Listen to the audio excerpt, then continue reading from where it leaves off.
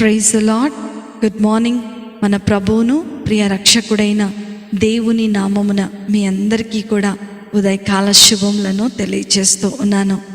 అందరూ బాగున్నారా? దేవుని కృప మీ మీద నిలిచి ఉండునుగాక.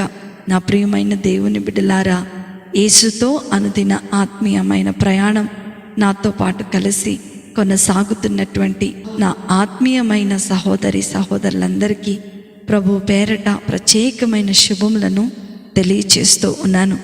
దేవుడు మిమ్మలను మీ కుటుంబాలను దీవించునుగాక.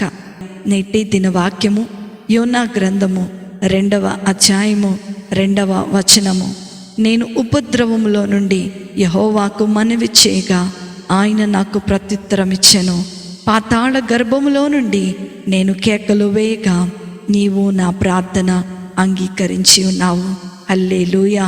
నా ప్రియమైన దేవుని బిడ్డలారా, చదవబడినటువంటి లేఖన భాగమును గనక మనం గమనించినట్లయితే ప్రవక్త అయినటువంటి యోనాకు ఇది క్లిష్టమైనటువంటి పరిస్థితి. ఒక విధంగా చెప్పాలంటే జీవన్మరణ పోరాటం, ఏం చేయాలో తోచనటువంటి స్థితి.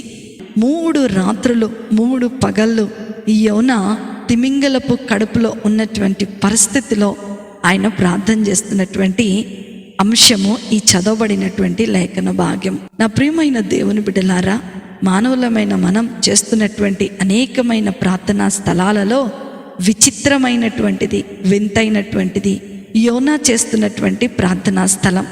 ఈ వాక్య భాగం ద్వారా దేవుడు మనతో మాట్లాడుతున్నటువంటి విషయం ఏంటి అనంటే, నువ్వు ఎంత భయంకరమైన పరిస్థితిలో ఉన్నా, నువ్వు ఎలాంటి స్థలములో ఉన్నా సరే, నీ స్వరం ఎవ్వరికి వినబడలేనటువంటి అగాధములో నువ్వు కూరుకుపోతున్నా సరే, దేవుడు నిన్ను పైకి తీసుకురాగలడు. దేవుడు నీ ప్రార్థన ఆలకించగలడని ఈ అద్భుతమైనటువంటి వాగ్దానము ద్వారా దేవుడు మనతో మాట్లాడుతూ ఉన్నాడు. యోనా జీవితాన్ని గనుక మనం చూస్తున్నట్లయితే అగాధములో అంధకారమైనటువంటి ఆ యొక్క తిమింగళపు కడుపులో నుండి ఏం చేస్తున్నాడంట? కేకలు వేస్తూ ప్రార్థన చేస్తున్నాడు.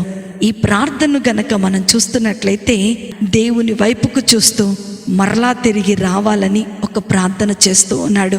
దేవా, నీ నుండి నేను పారిపోతున్నాను ప్రభా, అందుకే నేను ఇన్ని సమస్యలు తెచ్చుకున్నాను, నన్నొక్కసారి క్షమించి నువ్వు మరలా నన్ను హత్తుకునే దేవుడవు, నా ప్రార్థన అంగీకరించే దేవుడవు అని పాతాళ గర్భములో నుండి తన స్వరం బయటకు ఏ మనుష్యుడికి వినపడదు, కానీ వినపడగలిగినటువంటి దేవునికి మాత్రమే తన హృదయాంతరంగంలో నుండి మొర్రపెడుతున్నట్లుగా మనం చూస్తూ ఉన్నాం. నా ప్రియమైన దేవుని బిడ్డలారా, మన జీవితంలో కూడా అనేకమైన తప్పిదాలు మనం చేస్తూనే ఉంటాం.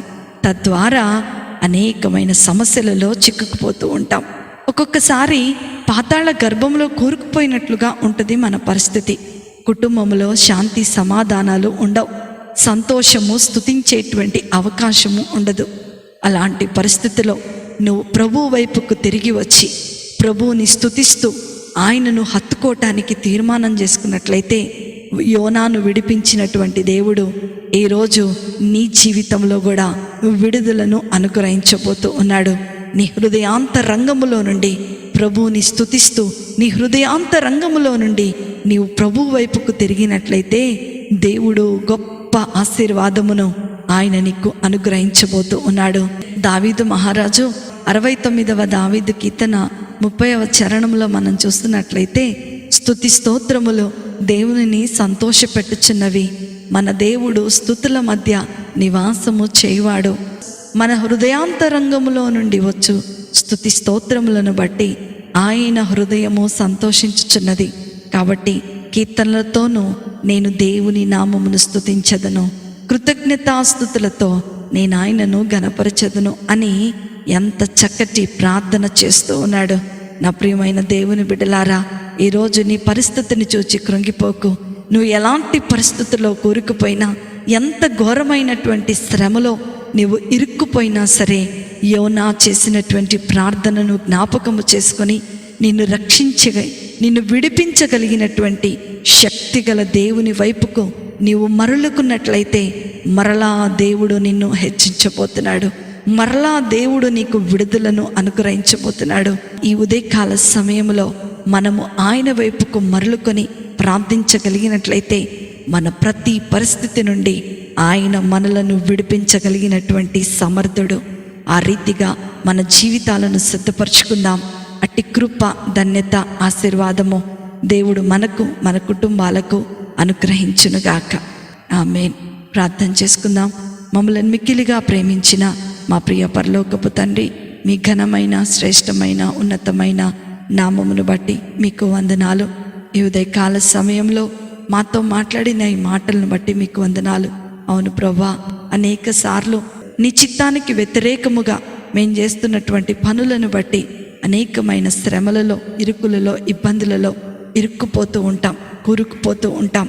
ఎలాంటి పరిస్థితుల్లో అయినా సరే మమ్మలను విడిపించగలిగిన గొప్ప దేవుడివి మీరు మాకు ఉన్నందుకే మీకు వందనాలు. విన్న వాక్యము ద్వారా ప్రతి ఒక్క బిడ్డను మీరు బలపరిచి, భద్రపరిచి, నూతనపరిచి నీ శక్తి చేత మీరు నింపమని నజరేయుడైన యేసుక్రీస్తును శక్తి కలిగిన నామములో అతి వినయముతో అడిగి వేడుకొనుచున్నాను తండ్రి. Amen, amen, amen. ప్రభు మిమ్ములను, మీ కుటుంబాలను దీవించునుగాక. ప్రేమతో మీ సహోదరి శిల్ప జోసెఫ్.